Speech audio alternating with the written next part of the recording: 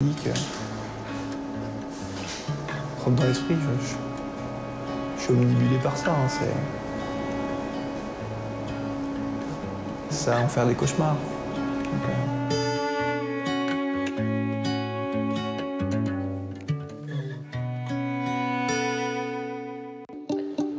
Marilyn doit maintenant subir une biopsie du trophoplaste en vue de détecter une éventuelle anomalie génétique du fœtus. L'opération est délicate. L'aiguille utilisée pour le prélèvement ne doit pas perforer le placenta. Derrière la vitre, Nicolas observe, angoissé, ce qui se passe sur la table d'opération et il ne peut s'empêcher de commenter chacun des gestes du médecin.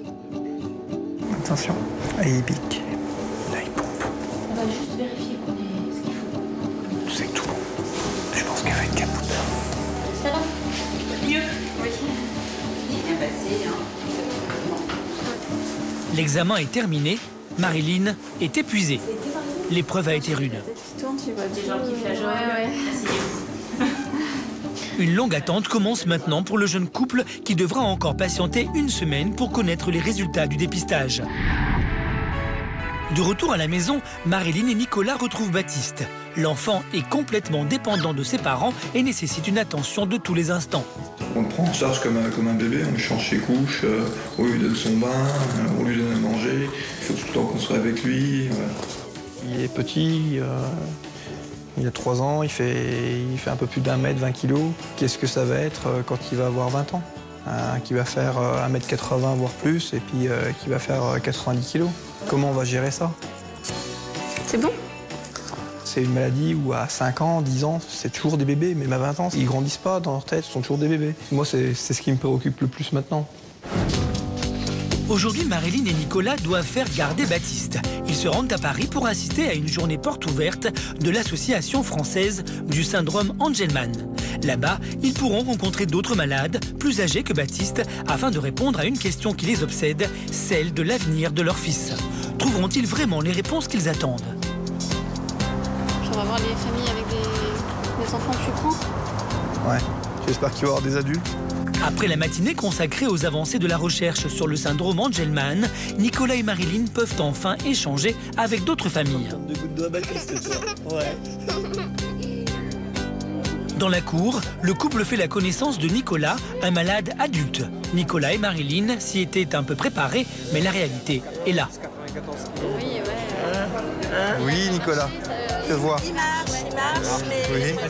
Et tu me montres les photos? Voilà. Nicolas, on a appris qu'il avait le syndrome d'Angelman quand il a eu 13 ans. C'est pour 13 ans. Parce qu'en fait, bon, il a 29 ans. Donc, à l'époque, quand il était petit, c'était pas encore connu. Là, il y a la fameuse photo où il fait du ski. Donc, il a fait beaucoup de choses petit. Pour le jeune couple, le choc est rude. Ils viennent de réaliser que Baptiste pouvait lui aussi se retrouver un jour en fauteuil roulant. On voit qu'il est costaud, qu'il a... Oui, voilà, c'est ça qui fait peur en fait. Ah bien sûr, ça nous projette dans l'avenir. Je vois bien Baptiste avec un visage d'adulte, en ayant grandi, forci. Et je me dis, ben voilà, quoi, plus tard, ce sera sûrement le fauteuil. On sait par quoi on va passer. On se projette. C'est pas évident. Plus tard, l'épreuve continue pour Nicolas et Marilyn. La rencontre avec une mère dont les 2 filles sont malades réveille toutes leurs craintes concernant leur futur bébé. On savait pas qu'une famille avait 2 enfants. On est plusieurs. Ouais. Ah d'accord, Ouais, ouais. ok. Enfin, on n'est pas nombreux, heureusement. Oui, ouais. Tu peux voir qu'est-ce que tu sais faire comme geste? Qu'est-ce qui te reste? La fête. Voilà, la fête. Tu vois, c'est gâteau. C'est chocolat. Le chocolat. Quand tu fais du chocolat. Chocolat. Heureusement, le témoignage d'une fratrie dont seul le cadet est malade va redonner un peu d'espoir à Marilyn. Et alors, vous les frères et sœurs, ça se passe comment pour vous? Vous vivez comment les... Bien? Oh, ça fait plaisir à entendre. Pour moi, je suis limite habitué. J'oublie qu'il est malade, souvent. Peut-être 80% du temps que je passe avec lui, j'oublie qu'il est malade. Et c'est juste à des moments où je me dis, merde, c'est vrai qu'il parle pas. C'est vrai que, oui, non, il est malade en fait. Moi, avec mon frère, j'ai pas le même rapport que ma sœur avec lui. Elle a un rapport beaucoup plus fusionnel que moi, je peux avoir avec lui. Moi, je suis plutôt côté, je vais m'amuser avec lui et je vais chercher à le contrôler quand ça part un peu en vrille. Parce que j'ai plus de force. Mais Loïse va être plus le côté féminin, plus... La douceur. remplacer la maman. Elle va beaucoup plus apaiser la situation quand ça part en vrille. Même quand ça part avec maman un peu, Héloïse, elle est là pour calmer la situation. La journée a été difficile. Marilyn et Nicolas envisagent maintenant l'avenir avec Baptiste avec plus de lucidité. Auront-ils le courage de surmonter toutes les épreuves qui les attendent encore ? De retour en Bourgogne, pas de place au doute. S'ils veulent infléchir le cours du destin, Nicolas et Marilyn doivent continuer à se battre pour leur fils. Dans quelques mois, ils ont prévu d'emmener Baptiste à Barcelone pour suivre un stage intensif chez un médecin réputé pour avoir réussi à faire marcher des tétraplégiques. Coût du stage, 6 000 € et ils vont devoir lever des fonds. Je ne pensais pas un jour devoir autant m'investir dans une association, devoir aller au contact des personnes, devoir limite demander de l'argent, parce que c'est ça, hein, l'association, le but c'est de récolter des fonds. Aujourd'hui, ils assistent à un défilé de mode organisé dans un centre commercial. La vedette de cet événement, c'est Alice, Miss Bourgogne 2011, la marraine de charme de leur association depuis quelques mois. Dès qu'elle en a l'occasion, la jeune femme en profite pour parler de Baptiste et faire appel aux dons. Moi, je prends quelques minutes en fait pour vous parler de quelque chose qui me tient à cœur. En fait, aujourd'hui, on a un petit Baptiste qui est présent parmi nous. C'est un petit garçon qui a 3 ans qui est atteint de la maladie d'Angelman. Donc, il est là avec ses parents. Ils ont créé une association qui s'appelle Notre Ange Baptiste, dont je suis fière d'être la marraine. Cet après-midi, le public n'était pas au rendez-vous, les dons non plus. Mais tout n'est pas perdu pour autant, car la presse locale est là. Nicolas et Marilyn en profitent pour communiquer sur leur combat. Vous avez fait quel genre d'action jusqu'à présent pour récolter des fonds pour le petit? Donc notamment on a fait un loto fin octobre. On a fait aussi une vente de muguet là, il y a 3 semaines.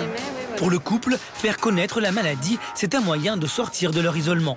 Quand je me déplace sur des événements comme celui-ci, donc défilés ou n'importe, rencontre avec des partenaires, j'en touche un petit mot. Donc ils entendent l'association, Baptiste, ça finit par rentrer.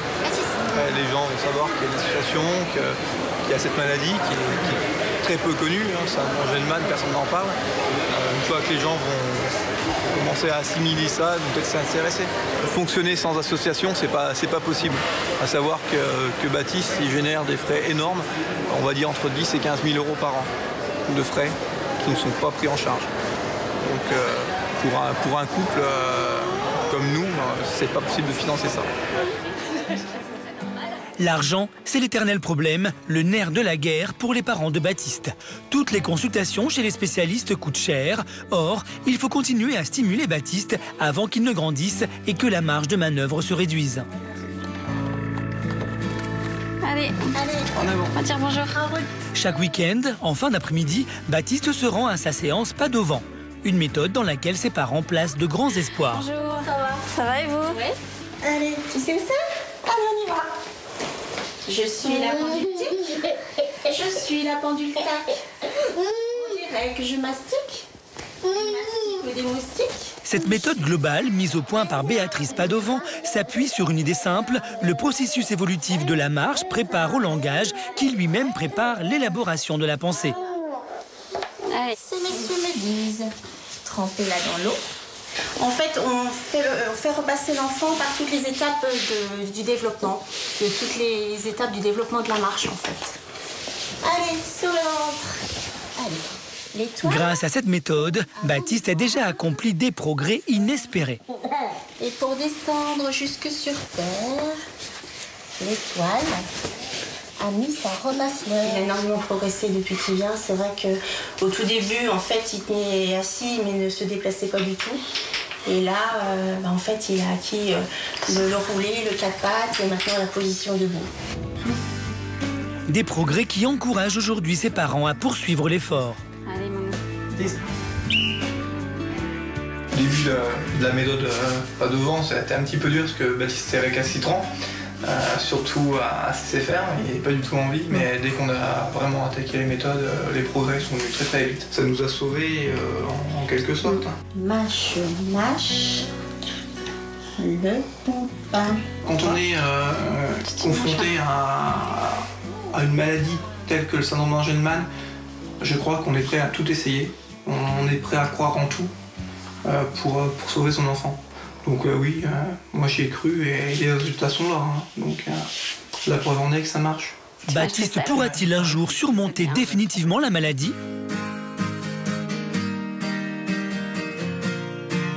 Aujourd'hui, le soleil brille à Cuisery et Marilyn et Nicolas affichent un grand sourire. Les résultats du test de dépistage prénatal sont enfin arrivés et ils sont excellents. Le nouvel enfant de Marilyn est en parfaite santé. Les heureux parents appellent tout leur entourage.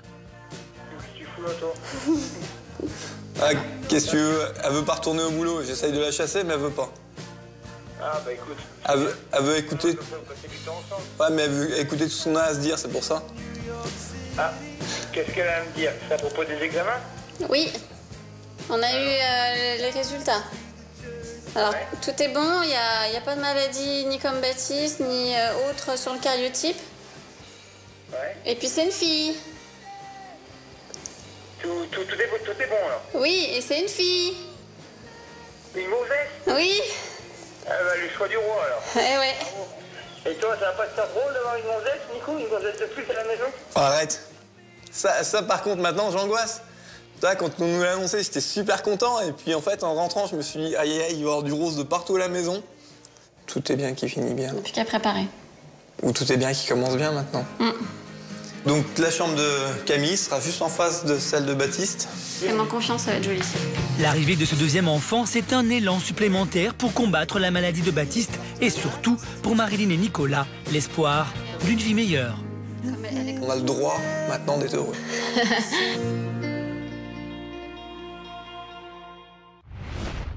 On les appelle des Tanguy. À plus de 30 ans, Rathan, Andrew et David